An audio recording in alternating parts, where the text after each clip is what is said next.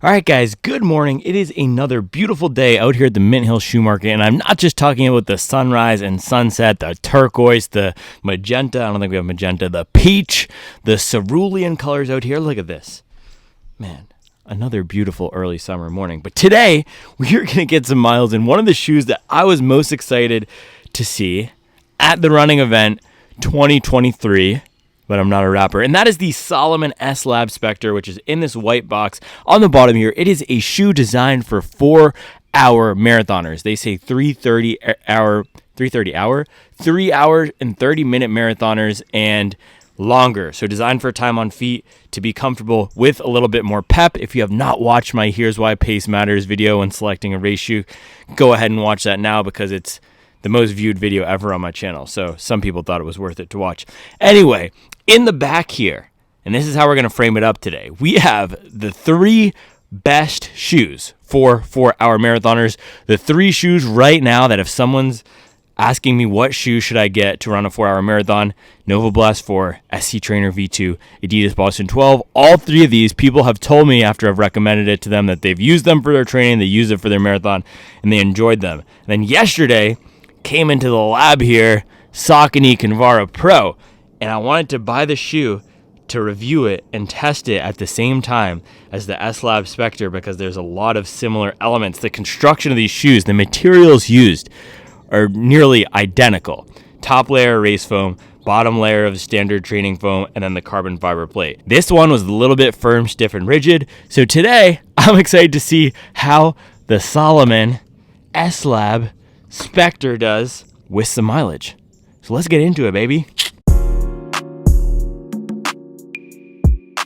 Alright guys, so Salomon is a brand based out in France, I believe, based out in Europe that, you know who made them famous? You know who brought them into the American mainstream? Not necessarily for hiking and running and trail, all that stuff, but for fashion, Rihanna. Look up Rihanna Salomon. She made Salomon famous, bro. So now this is a cool brand.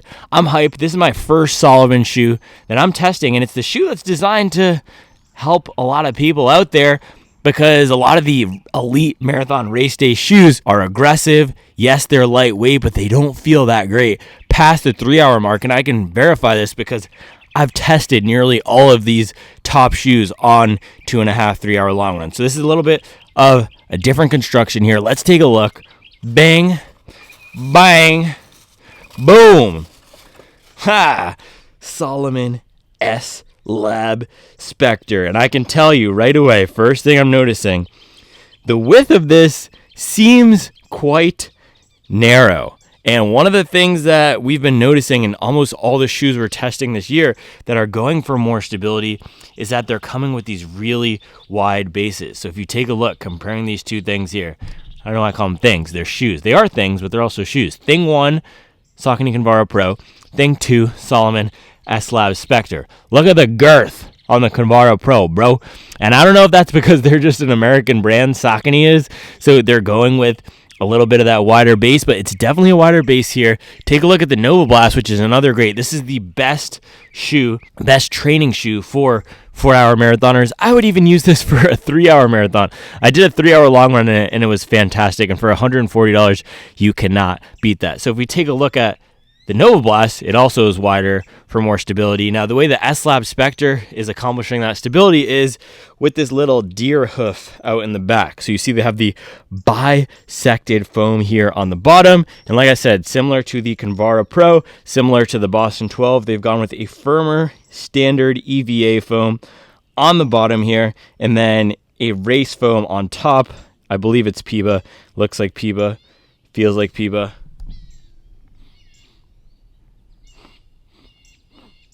Smells like Piba. So same dual foam construction as all those shoes with the carbon fiber plate in the middle here. They're calling it the Energy Blade. Look at that. Energy Blade. So you get the 2 layers of foam, you get the plate.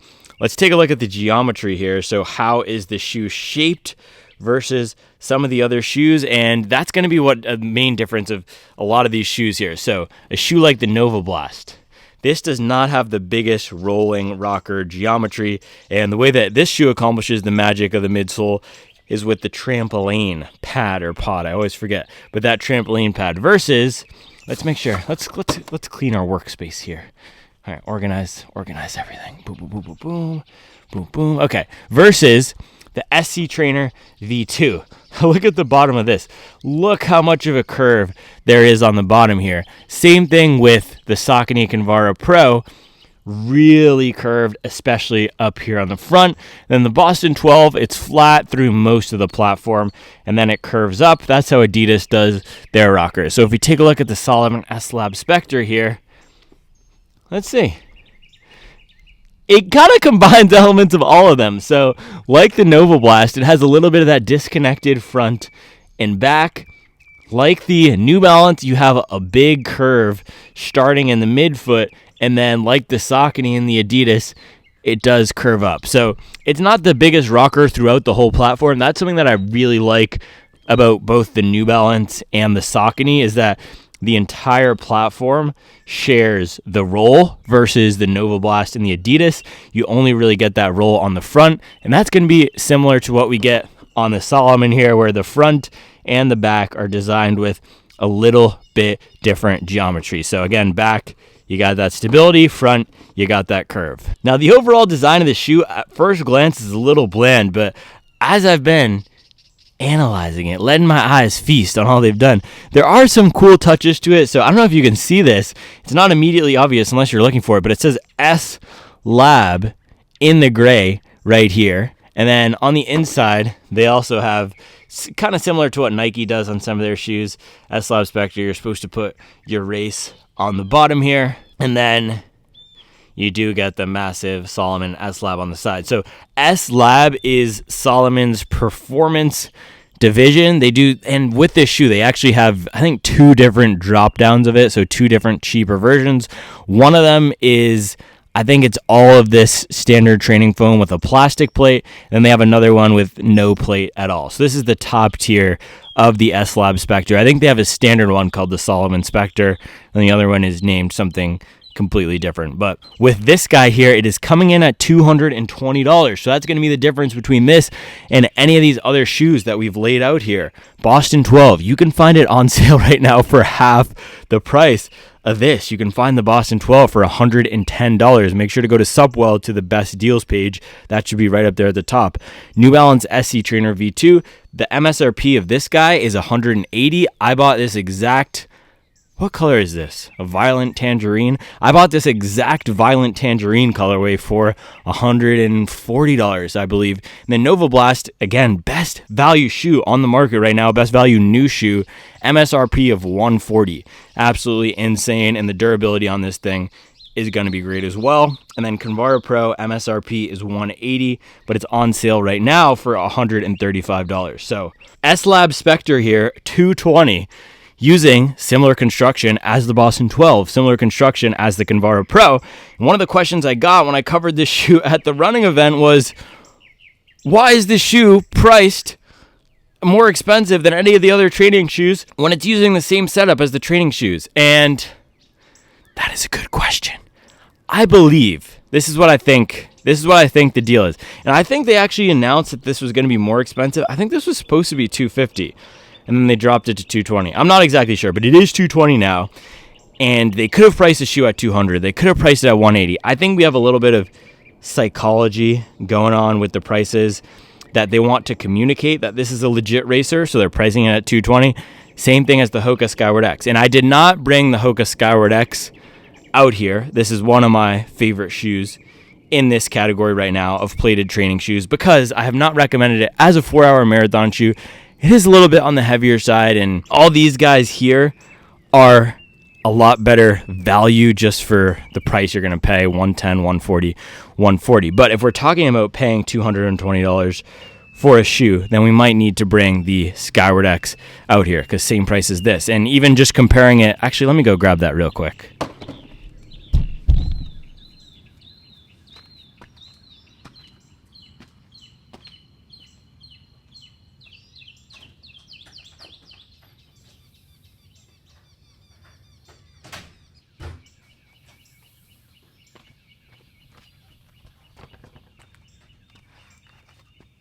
boom, magic, Skyward X here. So first thing, let's compare the stack heights and the widths.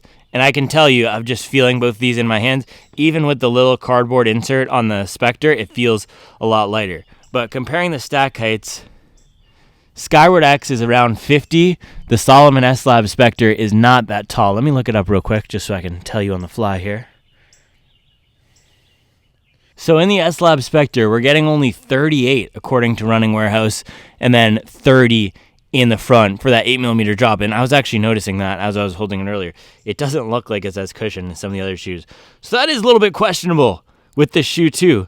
If it's designed for people who are going to be on their feet for longer and might be weighing more, and they explicitly told me this is designed for people who weigh more, I'm not quite so sure why we wouldn't have gotten more foam here. And if it's designed for people who aren't going to be finishing at a 2:05 marathon time, why wouldn't we have just gotten an illegal stack height so that we can have more benefit of the taller foam? I think they've gone a little bit more for ground feel stability, or not ground feel, but planted stability. They don't want to add too much foam maybe to make it wobbly, but that's a little bit of a questionable design decision with this shoe at only 38. The Skyward X is 10 millimeters taller. So we'll have to see how this rides, of course. If it's way bouncier, way more propulsive, feels a lot better to run in at these 7:30 to 8:30 to 9-minute paces, then good job, Salomon. Otherwise, I'm not quite so sure. So big differences are going to be weight, how much foam you get in a shoe like the Skyward X versus the S-Lab Spectur here. But the Skyward X also has that race foam on the top and a firmer supercritical EVA on the bottom. So with that, let's pop this guy on the scale. I want to see how it stacks up to everything else on the market here, because so far on paper, it looks like a good shoe. It feels like a good shoe. It feels like a lightweight shoe, but I'm a little bit perplexed at some of the design decisions they've made on this. So we'll just have to see. We'll just have to see how it runs compared to everything else. Man, forget Courtney Dauwalter. Forget Kilian Jornet. I'm trying to pull up like Riri, bro. All right, these things are always so hard to get out. All right, so left shoe here, and we do have the little weight paper thing. That does not really weigh anything. 273.5 grams. Okay, Salomon, I see you. So let's compare that to the Adidas Boston 12. That is 270 grams. So almost identical to the Boston 12. And big differences between these two are and of course I can't tell you how they're going to run differences, but on the Salomon S-Lab Spectur, we get more padding in the upper. This also extends up really high. That's something I'm noticing. I don't know why they did this. Again, maybe this is a European thing that I'm not hip to, but look how far up the upper goes in the back. It's just straight down and then it goes boom. I feel like I'm going to get stabbed in the Achilles with these. It's a little bit of an odd look. But yeah, we have this tall, erect piece out in the back on the S-Lab Spectur. It also looks like just a narrower fit overall. So again, a little bit of a puzzling design choice. And compared to the Boston 12, it is definitely narrower. So puzzling design choice. Why they've gone with this narrow, a little bit lower stack shoe versus everything else when they say this shoe is designed for bigger runners. But hey, maybe bigger runners in France means something different than the US. All right, now compared to SC Trainer V2, SC Trainer V2, a little bit heavier. The foam in this guy is probably a little bit denser than the foam in the Salomon S-Lab Spectur, so that's good to know. You also get a tiny bit more stack in the SC Trainer V2 here. And then let's compare it to my favorite shoe right now for everyday runs, Asics Nova Blast 4. That's just a touch heavier than the S-Lab Spectur, and there's no fancy race foam in here. There's no plate, so roughly should feel like the same amount of weight on foot, and you get more foam in the Nova Blast, both width and height, than the S-Lab Spectur. And depending on how the S-Lab Spectur rides, this could be an interesting training and then racing partner, but we'll have to see how the S-Lab Spectur rides, of course. And Skyward X, prepare yourselves, 332.5 grams, so significantly heavier, but a very bouncy shoe. This is a case where the weight makes a lot of sense. The weight isn't just there weighing you down. The weight is providing some functional benefits, which in the midsole, it's that pop, that bounce, that cushion, and then the upper, very padded upper. And I do have to say, the Salomon S-Lab Spectur, you get some nice padding in the tongue as well. So they have engineered the shoe to have some comfort in it. It's just, man, the last looks narrow, and everything about the shoe looks a little bit narrow. So we'll see how it is on foot. And last here, let's get the Kinvara Pro on the scale. So this guy is heavier at 302.5 grams. So if we take a look at the differences between the midsoles here, like I said, they're using similar tech. But in the Kinvara Pro, you get more of the heavier firm foam on the bottom here. Just take a look at the bottom layer of the S-Lab Spectur. It's not as much, so we should be riding on top of this bouncier foam, getting more of the character of the bouncy race foam, I believe, Piba, up on the top here versus the Kinvara Pro. In the heel especially, you feel a lot of the firmer power run. So decently lightweight shoe. I can tell you now, though, if we're going to compare this to a traditional racing shoe, a marathon, I don't know, traditional racing shoe, but a mainstream marathon racing shoe like a Saucony Pro 4 or a New Balance SC Elite, those come in at between 220 and 240. So this is going to be a little bit heavier on foot than those shoes. But 20 to 30 grams, sometimes I can tell, sometimes I can't, especially if it's doing stuff like giving us a more padded upper, more stability. I can't blame the shoe for the weight. So on paper, weight does not seem like it's going to be an issue for us, but I think it's time to lace these up, do a little fit and feel test, and then take them for a ride. Boom. Tatum. Hold on, we got to do the other shoe real quick. QA check. 273. Nice job, Solomon. So the shoes were exactly the same. The other one was 273.5. Maybe that little paper thing weighed 0.5 grams. So nearly exactly the same. That is great to see. Awesome build quality here. And this is their first version of this shoe. They also just came out with the first version of their Elite Racing shoe, but they're known for making high quality products. So I like to see that. Good job, Solomon. Trick, but I have my money. By the way, guys, I'm not going to say that I made the scale sexy. But what I am going to say is go take a look at your favorite shoe retail chain. Just go look at their Instagram and look at their last post. That's all I gotta say. Your favorite shoe retail chain, their name may or may not rhyme. Go take a look at their last Instagram post, bro. That's all I gotta say about this scale, man. People ask why I do the weigh-in. We made the weigh-in. We made the weigh-in pop. Alright. Enough bloviating. Lacing up the S-Lab Spectur here. Man, this is a good fit, actually. It's snug on the top of my foot, but it hugs it. It fits a little bit differently than any shoe I've tried. This is cool. It's always fun trying these different brands because they fit really differently. This feels like a very flat shoe through the midfoot. And then in the front here, we actually got a nice toe box. It's not as, we'll have to see when we run, but it's definitely not as narrow as I had anticipated, especially coming from the Saucony Kinvara Pro yesterday. That was a very narrow shoe. And I can already feel we do get a nice rock and roll at the front here. But I think one of the a little bit confusing things about the design of the shoe, and I love the whole concept of the shoe, designing a shoe specifically for 330, 4-hour marathoners. It's 100% an underserved segment of the market because all the shoes that I pulled out, they are training shoes. They're not racing shoes, and so we're using them for racing, even though that's not what they're designed for. But this guy, one of the interesting things, I didn't show you the bottom of the shoe, is how narrow it gets in the midfoot. So take a look at the bottom here. You have the wider Rudolph heel hoof reindeer thing in the back. You've got a decently wide platform in the front, but then the firmer EVA foam tapers in. And then, of course, you gotta be able to see the plate. Is it really a race shoe if you can't see the plate? But it tapers in super narrow. So I'm wondering how that's gonna feel out on the run if, like our friend, the Asics Nova Blast 4 here, if we're gonna be able to feel any of that disjointed experience, which in the Nova Blast 4, especially when it was under 100 miles for me, I could feel more of that disjointed aspect of the shoe. We'll have to see with this, but just putting it on, it doesn't feel like Yeah, it doesn't really feel like there's a disjointed aspect in the front and the back.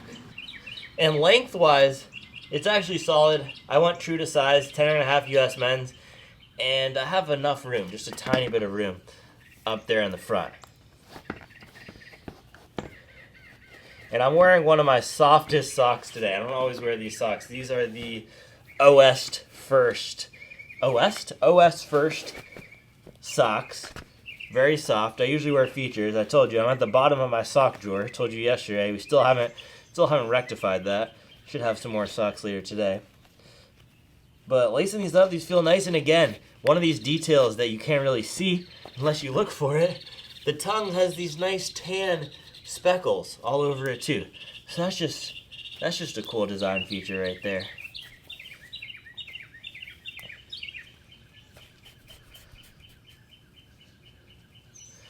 Alright, completely laced up here. First Salomon shoe on foot. Let's do a little bit of a walk test.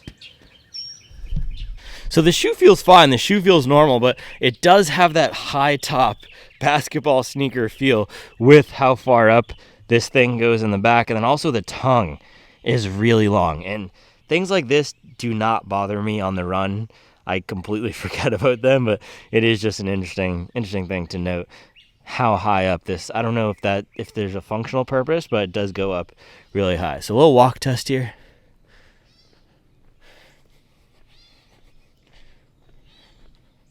So two notable things. First is I feel really low to the ground, really connected. I don't have that high up feeling, especially in the forefoot with 30 millimeters. I don't have that super high up feeling that I can get in a Skyward X or even an SE Trainer V2. Then also, unlike those shoes, second notable thing is the foam, a little bit firmer under here. And I know we have the top layer of Piba, and I'm sure it's going to give us some nice bounce and pop, but it's not that super squishy Zoom X. It's not even as soft as a Light Strike Pro once that's broken in. So maybe this takes some break-in, but in my experience, Piba foams like this generally don't require any break-in. I'm sure that the bottom layer of foam might have some break-in necessary, but in terms of the step-in feel, not super soft. So we'll see how that comes through on the ride. And speaking of that, we got to get some miles in. So plan for this morning, we are going to do 14. Is that how you do 14? 14 miles around the hood here. Nice 3:30 to 4 hour marathon pace, because that's what we're going to be testing the shoes to see. So my marathon PR right now is a 2:49, but as you guys know, I like to just pop out and run marathons on the weekends for fun, for training long runs. So recently, this Sunday actually, I ran a 3:20 something marathon. I've done 2:55 marathon. I've done a 2:3. I've done probably basically exactly a 3 hour marathon. It's either 2:59 or 3:01 based on whether you want to count the bathroom break or not. I don't know, bro. So let's call that a 3:01.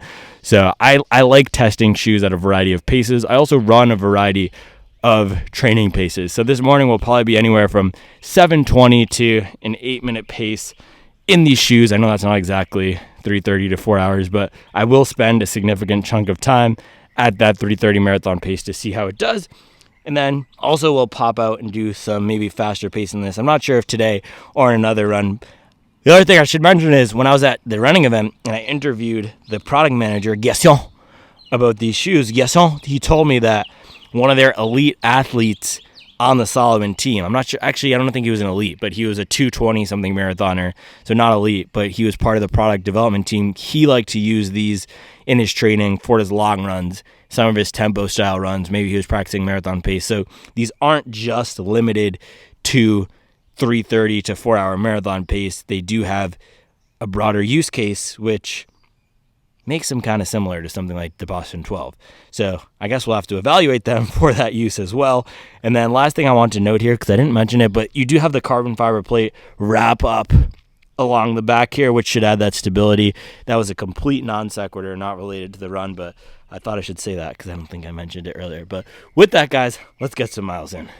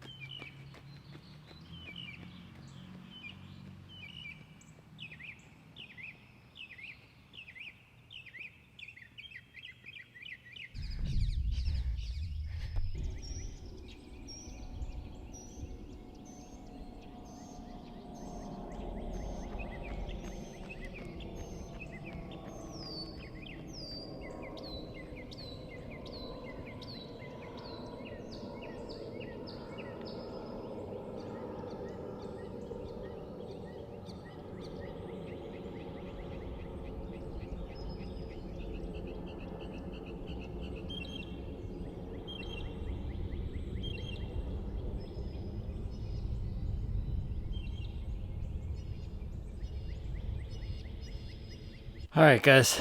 Man, I am beat. The heat is just taking it out of me.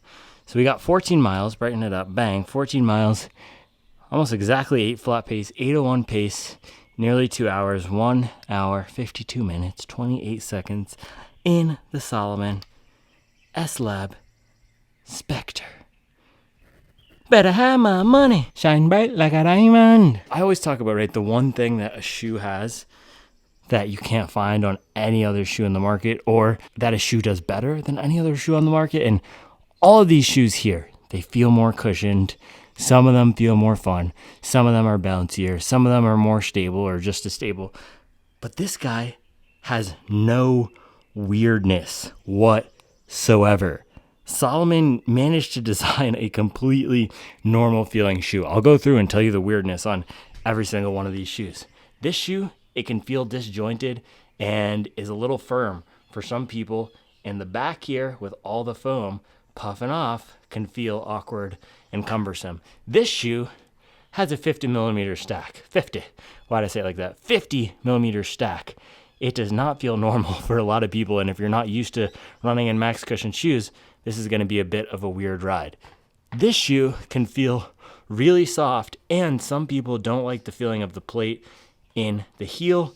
It also can compress a whole lot, and some people find it not supportive enough given how soft the foam is. This shoe, completely opposite. It can be too stiff, too rigid, too firm, and have not enough of that bounce for lighter runners or at slower paces. And this shoe, some people complained about the upper, some people found the heel too stiff, some people found the platform in general, the entire package, a little bit too firm. This shoe has none of those issues. It's not too soft, it's not too firm, it doesn't have too much foam, it's not wobbly, it's not awkward. It really is a nice shoe. Salomon did a really good job engineering a shoe with none of the weirdness from a lot of the other performance shoes and race shoes on the market. So with that, let's pop these things off and we can do full breakdown of the S-Lab Spectur. So people always ask me what recovery slide I use. Right now, I'm using these Hoka Aura Luxe. I've had them for 18 months. They're great. They're also at the end of their life, and look at this, completely worn. Looks like my old pair of Mach 5s, completely worn through, but I think I might be testing a new pair of slides soon. Stay tuned. I'm really close to potentially getting an agreement with someone to be a partner on the channel. We shall see. This is a brand that I absolutely love. All their products are great. I've made a promise to myself and to you guys that I will never highlight a brand. I'll never get a sponsor for the channel. Well, I'm never going to do running shoe sponsors because that's just, you know how I feel about that. Why would I'm never going to accept money from these running shoe brands while I am testing the shoes. But I will never highlight any product unless I use it, unless I believe the brand is aligned with what we're doing. So stay tuned for that. And speaking of alignment with what we're doing, the Salomon S-Lab Spectur is most certainly aligned with what we're doing here on the channel. I love that they just designed a shoe for 4-hour marathoners, because there's not a lot of shoes out there that are purpose-built for runners hitting those speeds. And even for me as a 250, 249, sub 250 marathoner, this shoe felt great for my training paces today. At around the, 8 flat pace, that's about what the shoe is designed for. Felt awesome. So let's go pop down to the street, do this full breakdown.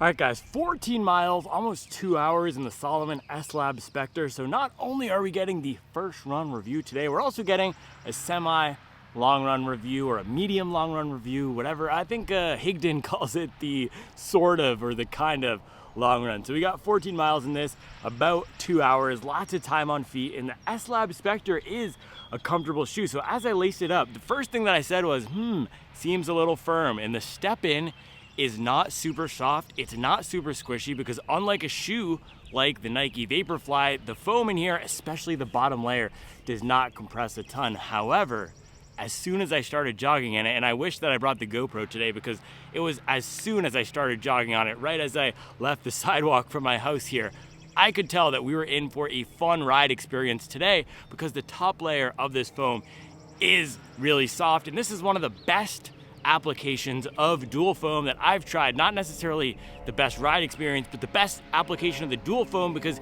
each of these foams in here is serving a really distinct purpose and plays its role really well. So on the top layer here, the soft foam, it feels almost like that Nike Zoom X. It compresses a ton. I get a ton of that squish. I get that bounce back. And then particularly in the back of the platform, we get lots of stability. This is one of the best heel striking shoes that I have ever tried. It felt awesome just plodding along, not worrying about running with any sort of a form, just a natural, relaxed running pace. Felt great landing in the back here. Don't let the heel striker haters, don't let them kill your joy, okay? We're gonna keep running, we're gonna keep heel striking, we're gonna keep putting up sub threes, we're gonna keep upping our best in whatever shoes that we want to. So Salomon S-Lab Spectur here though, great for landing on the back of the platform. And then on the front here, it does have some nice pep with the top layer, this bouncy race day foam, and it really is a bouncy, really is a race day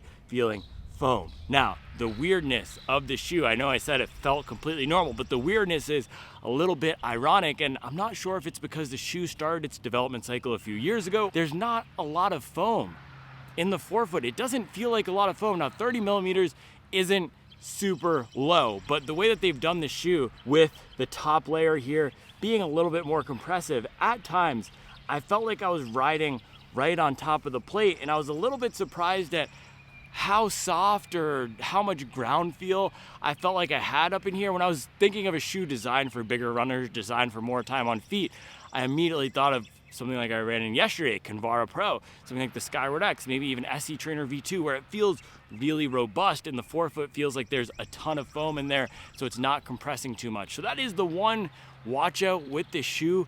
Not necessarily a bottom out feeling, but it's just not as built up as I would have suspected in the forefoot particularly, and I think the shoe is getting a little bit hoisted by its own petard. It's a P. Last time I said batard, but hoisted by its own petard with the 8 millimeter drop, because you get only 38 in the heel. Again, kind of weird. I don't know why they wouldn't go 40 or 42.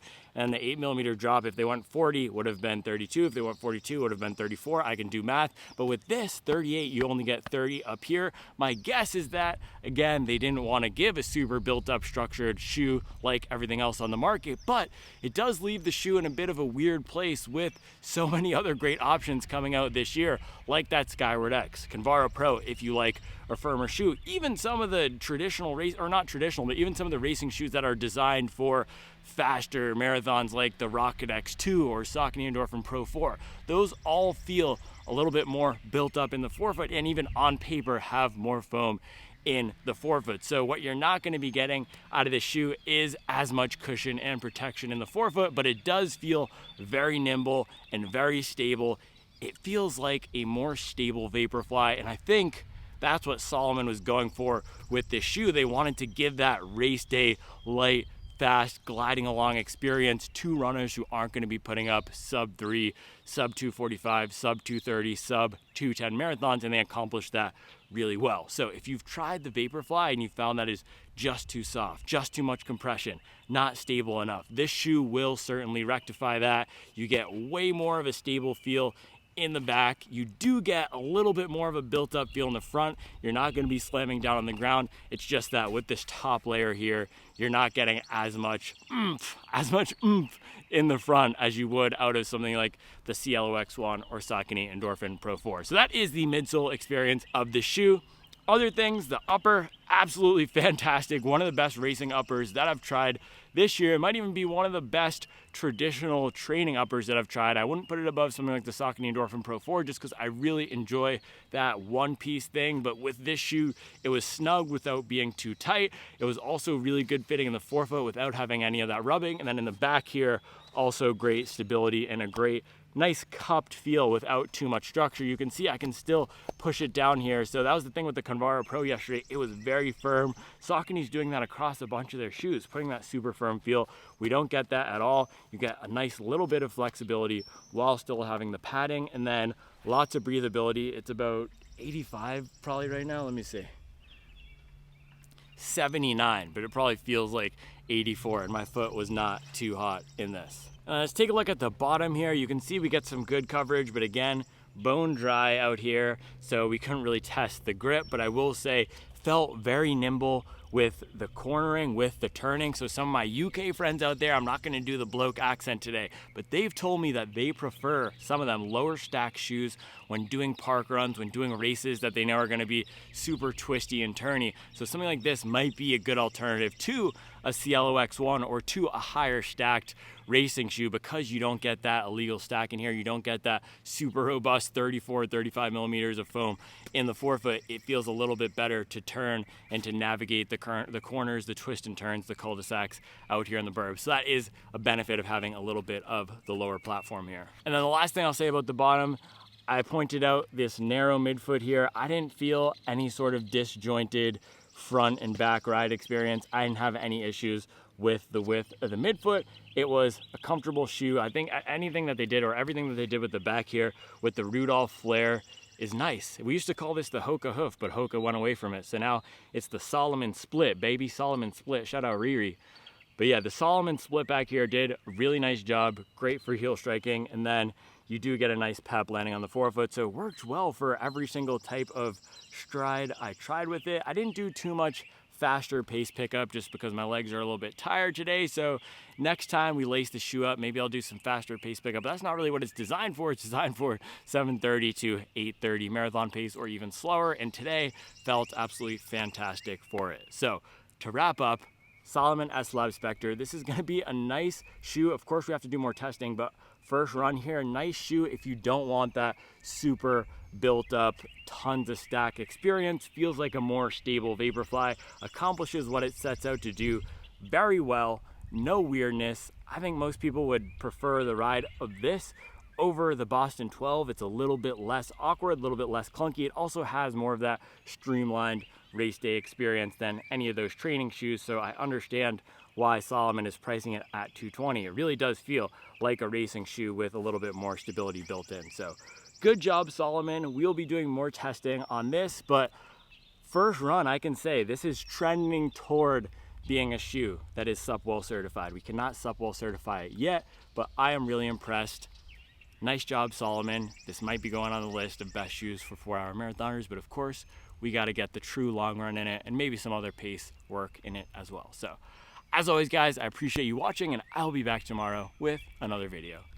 All right, guys, one more thing. You're going to get a little bonus double run day action because I'm hitting my afternoon double. I'm just going to do 6 miles in the DV8 Nitro 2 because this morning I was realizing the feel of the Salomon S-Lab Spectur here with that softer forefoot and the nice bounce. I couldn't remember what it was reminding me of, but it's the DV8 Nitro 2. So I'm going to do 6 miles in this, and then we can do a little comparison between these two. And then I also want to do just a quick comparison to the Saucony Pro 4 because this is a racing shoe and I should be comparing it to that. So 6 miles real quick. I'll be back, and then I'll let you know how it went with the DV8 Nitro 2 and how they compare. All right, guys, finished our double. Boom.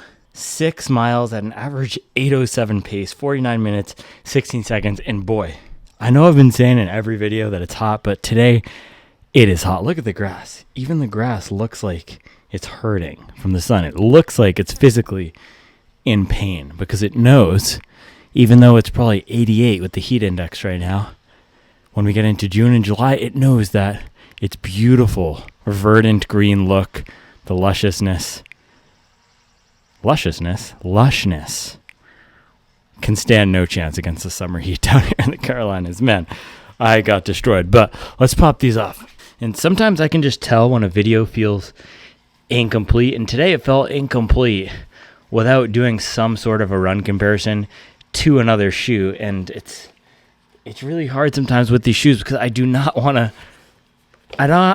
review them in a vacuum. So I'm glad I ran in the Puma DV8 Nitro 2 today. This is the perfect comparison point to reinforce some of what I said earlier about the S-Lab Spectur and also to sharpen our analysis a little bit on this guy. So let's throw some better light on this. Bang. So what makes this shoe so great, and what was reinforced in the comparison to the DV8 Nitro 2 here, is the streamlined vibe and feel of this. It is so refined. The package just works so well together. I said earlier, it's one of the best, if not the best, application of the dual foam that I've ever felt. And the Deviate Nitro 2 here, while this is an awesome shoe, this is a case where the dual foam is not implemented in that great of a way. The heel feels a little bit chunky, and it's definitely not, it's not a firm shoe at all. This is a nice, soft, bouncy shoe, but it has a little bit of that Nova Blast 4 disjointed feeling where you can really tell that there's two foams in here because the heel feels more solid, and then the front here, the soft foam compresses a lot. And I think the shoe actually might have benefited from what they did with the S-Lab Spectur here, which is a top layer of soft, bottom layer of firm, because one of the main complaints of the Deviate Nitro 2 is that the front compresses too much. So comparing the S-Lab Spectur to the Deviate Nitro 2 and remembering how it felt on our run earlier this morning, I said it was compressing a lot, but we get a little bit better job standing up to force. And I was also in the shoe for 2 hours, and it felt much better, much more protective at the end of those 2 hours than the Deviate Nitro 2 did just for a 6-mile run out here this afternoon. So this run got me even more excited about the Spectur here. This is an awesome shoe. I know I said I wanted to do an Endorphin Pro 4 comparison, but I think we should do a full video on that because, man, I'm hyped about this shoe now. And the Endorphin Pro 4 is my favorite marathon racing shoe personally. I don't know if this is not going to knock it off because this is not going to be a 250 marathon shoe, but for the 4-hour marathoner, I would like to put those two head to head, do the full run breakdown, full comparison in another video. So let's save that for another day. But man, I got to get some recovery in. It is absolutely gorgeous, but brutal out here. Earlier, Charles made me this, I wish I got it on camera, this beautiful pink lemonade, a homemade strawberry lemonade. It was so good. I was craving some fruit juice. So I got to find something else to drink. If you want to do, let me tell you this right now, if you want to do a marathon simulation workout, run 14 miles in the morning and then come back a few hours later, run 6 miles in the heat in the afternoon. Those 6 miles right there felt like the last 6 miles of the marathon aren't the hardest for me. It's usually like miles 16 to 22 or mile, I don't know, even mile like 10 to 16 is probably the hardest for me. But those 6 miles felt like the hardest 6 miles I've run and put up against any race or anything. So with that, guys, I appreciate you watching. Thank you for sticking with it. Thank you for sticking with me. We'll be back tomorrow with another video. That was a girl just through the sunroof of the car. I don't think that's up to code. That is not up to code. That's what happens out here in the Charlotte burbs, just popping out the roof of the X5. I will see you guys tomorrow.